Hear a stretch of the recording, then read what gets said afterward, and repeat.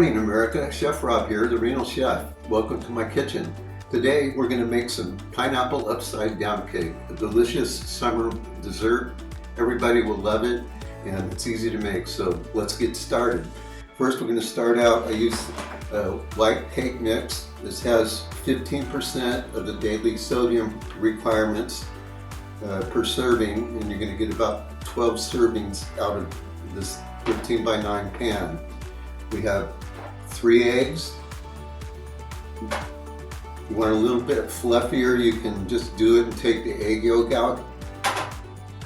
About 1/3 of a stick of butter, a 1/2 cup of oil, vegetable oil, about a 1/2 bag of brown sugar. You could use any dark or light, and a cup of water. So we're going to mix that all up together with the mixer for about 2 minutes and get it nice and smooth, but don't overdo it. So let's go ahead and do that. Add the eggs. I choose to leave the egg yolks in. Now we'll add the oil.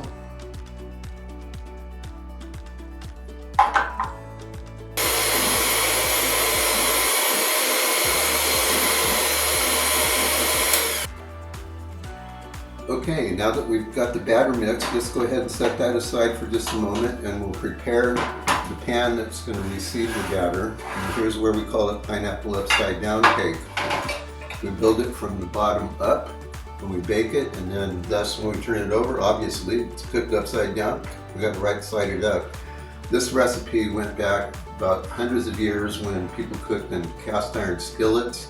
They put their favorite fruits or toppings in the bottom of the pan and then put a batter on there of whatever batter they had or could make at the time.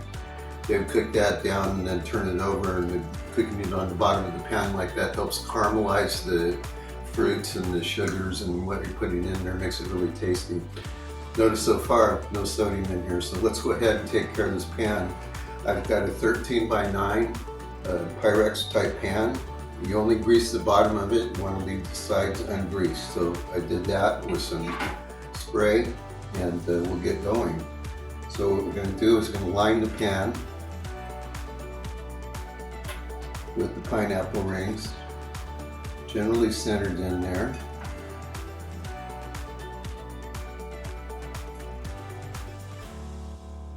And then we're going to take a couple of halves like this and put it on the side here. And so on and so forth. So now we've got our base. Okay, now that we've lined the pan with pineapple, let's go ahead and put the brown sugar and our base in there. And I've done a little bit of spin on it. You don't have to do it this way, but this traditional cast iron recipe that was cooked hundreds of years ago when over a fire, it's an excellent way to do this, and you'll see how it works here. So I preheated some and caramelized a little bit of some sugar, brown sugar, and just a little bit of butter, but you only want to put a little dollop in the center of each pineapple. We'll go ahead and do that through here. Now that we put a dollop of the caramelized brown sugar and butter mixture that we cooked in the pan over a low heat, you got to keep a close eye on that and be ready to work with it when it's at that right mixture where it's gooey, and you can put it, but only a little bit, in the center of the pineapple. Now we're going to take brown sugar, traditional, and sprinkle it all over the rest of the inside of the pan, evenly lining it up. Give us a good base here. And once we do that, we'll go ahead and sprinkle it with some cinnamon. Just sprinkle it all around. You want to get an even coating. We're going to put that cake batter on top of it that we just mixed a minute ago. So get that in there.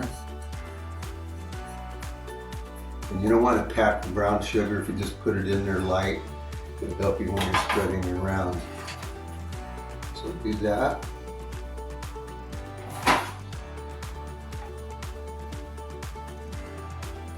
I love brown sugar. I don't know about you. In this particular case, I'm using the dark brown, and this stuff is really tasty. And obviously it goes good with maple syrup and things of that nature. So got this pretty much lined up. Next thing we'll do is we're going to take the batter that we made and go ahead and pour that in evenly and distribute it all around.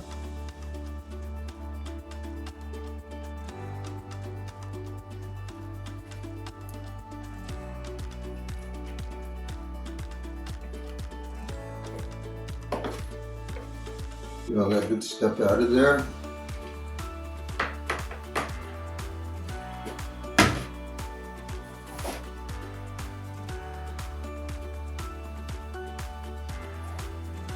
Now I'm preheating the oven at 325 for this particular recipe.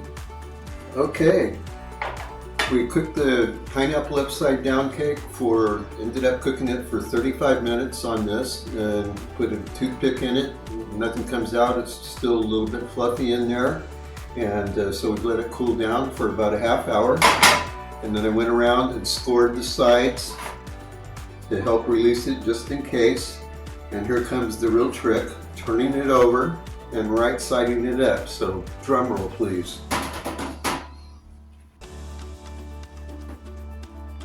Now we're going to go ahead and help this release. Give it a little drop. And there you go. Look at that. Nice, delicious dessert. The pineapples are golden brown. The caramelized sugar is awesome, and this is just going to be so good. So we'll see you next time. Enjoy. Please make your comments. Let me know what you think. Give me a thumbs up. And please subscribe. Take care.